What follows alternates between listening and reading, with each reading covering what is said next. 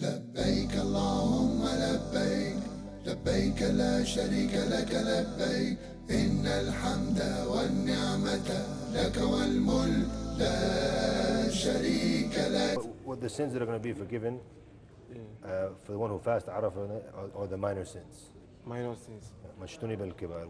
We stay away from the major sins. Okay. The major sins, the only way they can be forgiven is by actually making tawbah from them 100% and leaving them. These things, the day of Arafah or Friday to Friday and things like this, they'll forgive the small sins. Except for when it comes to the Hajj. Subhanallah. And Shaykh Ibn Uthaymeen, he talked about this, that when the hadith, من حج لله فلم يرفث ولم يفسق رجع كيوم ولدته أمه. Whoever makes the Hajj for Allah subhanahu wa ta'ala is a reminder of the ikhlas, the importance of sincerity in the Hajj. And he doesn't have the rafath, which is the intercourse with your spouse. And also the rafath, as the scholars mentioned, is it like ill speech comes in it as well. And fusuq is all forms of sin, major and minor sins.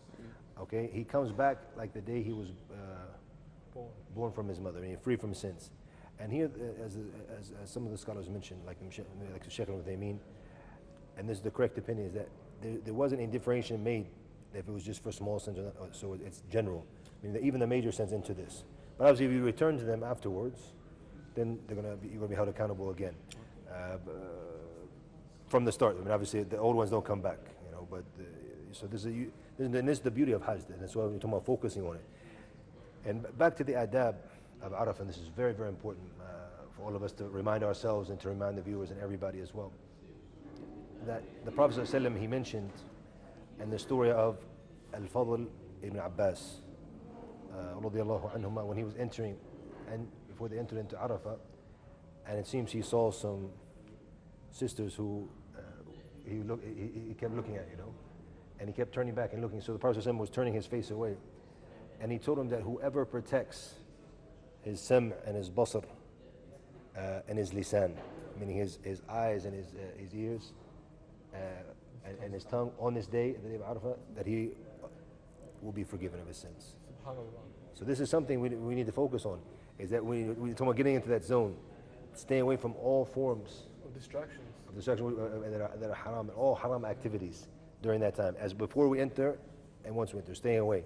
And it's also a reminder to the sisters about the importance of wearing proper hijab, and not wearing makeup, not wearing attractive things like this. They're going to make people look at her. And what happens if she does this? She goes into Arafah getting the sins for distracting the people, and the one looking at her gets the sins and misses the opportunity to benefit from this. With the Prophet ﷺ, he said, whoever protects his eyes and his ears and his tongue on this day, that Allah he will be forgiven. يغفر له. لبيك اللهم لبيك لبيك لا شريك لك لبيك إن الحمد والنعمة لك والملك لا شريك